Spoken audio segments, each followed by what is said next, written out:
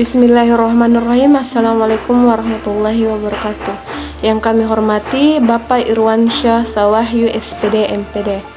Alhamdulillahi Rabbil Wassalatu wassalamu asrafil anbiya'i wal mursalin Sayyidina Maulana Muhammadin wa ala alihi wa ashabihi ajmain, amma ba'd. Puji syukur kita panjatkan kehadirat Allah Subhanahu wa taala yang telah memberi kita nikmat kesehatan sehingga kita dapat melaksanakan presentasi pada hari ini. Salam dan salawat tak lupa pula kita kirimkan kepada Nabiullah Muhammad SAW yang telah membawa kita dari alam gelap gulita menuju alam terang menerang seperti sekarang ini. Baik, saya Faimatuz Zahabia bertugas sebagai moderator. Adapun anggota kelompok kami yaitu Rani Kusumadewi, Hikmah Wardani, Nur Fadila, dan Nur Hikmah. Baik, kami akan mempresentasikan hasil diskusi kami yang berteori bagaimana Islam membangun persatuan dalam keberagaman. Adapun pemateri pertama yaitu Nur Fadila S. Kepada saudari dipersilahkan.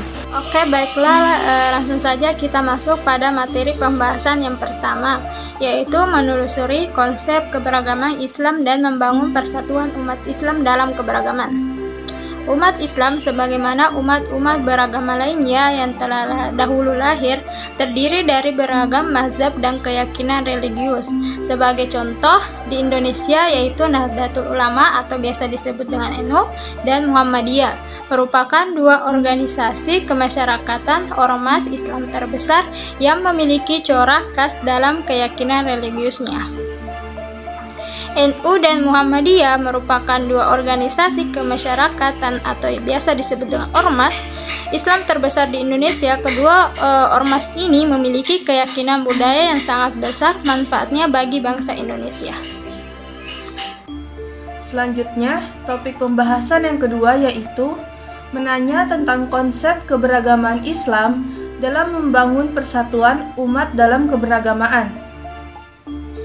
Jika diringkas, ada 3 model ukhuwah Islamiyah yang digagas dan diperjuangkan oleh kaum muslimin Indonesia, yakni 1. Ukhuwah Islamiyah terbatas dalam rumpun Islam Sunni, seperti NU, Muhammadiyah, Persis, dan Islam Sunni lainnya. 2. Ukhuwah Islamiyah lebih luas hingga mencakup Islam Syiah. 3. Ukhuwah Islamiyah lebih luas lagi hingga mencakup Ahmadiyah dan Islam liberal. Untuk menggali sumber historis, sosiologis, dan teologis tentang konsep keberagaman Islam dan membangun persatuan umat dalam keberagaman. Yang pertama, menggali sumber historis dan sosiologis tentang konsep keberagaman Islam dan membangun persatuan umat dalam keberagaman. Awal lahirnya mazhab dalam Islam. Ketika Nabi masih berada di tengah-tengah umat, semua persoalan dikembalikan dan dijawab oleh beliau. Oleh karena itu, di era nubuwah tidak terdapat perbedaan mazhab. Kaum muslimin baik suka maupun terpaksa mengikuti ajaran. B. Pentingnya mengenal mazhab. Sedikitnya ada 4 alasan kita perlu mengenal mazhab dalam Islam. Pertama, adanya beragam mazhab dalam Islam merupakan realitas yang harus dipandang sebagai kekayaan budaya Islam. Kedua, adanya beragam mazhab memungkinkan kita memiliki banyak pilihan untuk mengatasi permasalahan kehidupan modern. Yang ketiga, di era globalisasi yang ditandai dengan revolusi informatika, arus informasi begitu mudah diakses, termasuk informasi tentang Islam. Dan yang keempat, sekarang gerakan ukhuwah Islamiyah didengungkan oleh hampir setiap ulama, cendekiawan muslim, dan orang-orang Islam pada umumnya. C. Mazhab fikih di Indonesia. Secara umum di Indonesia terdapat 2 mazhab besar, yaitu mazhab yang berpegang pada 4 mazhab, yakni Syafi'i, Maliki, Hanafi, dan Hanbali, dan mazhab yang langsung berpegang pada Al-Quran dan As-Sunnah. Kedua, menggali sumber teologis tentang konsep keberagaman Islam dan membangun persatuan umat dalam keberagaman. Adapun menurut tokoh Persatuan Islam Persis almarhum Ustaz Abdurrahman 1993, sebab timbulnya perbedaan mazhab adalah sebagai berikut. A. Untuk memperoleh suatu keterangan pada masa para imam hidup tidak semudah seperti sekarang. Selain tempat para guru satu dengan guru lain yang berjauhan letaknya, jumlah hadis-hadis yang diterima masing-masing guru kadang tidak sama. B. Teknik grafika mencetak belum ada seperti sekarang.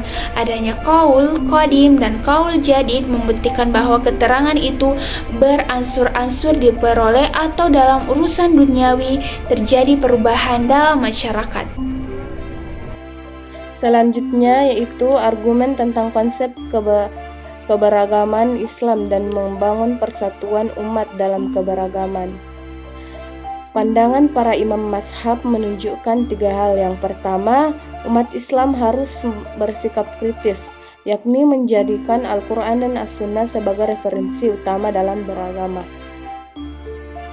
Yang kedua, umat Islam boleh menjadikan fatwa imam mazhab sebagai referensi dalam beragama sepanjang fatwa imam itu tidak bertentangan dengan Al-Quran dan As-Sunnah. Yang ketiga, umat Islam tidak boleh menyalahkan mazhab dan keyakinan religius yang berbeda sepanjang mazhab dan keyakinan religius itu bersumber dari Al-Quran dan As-Sunnah.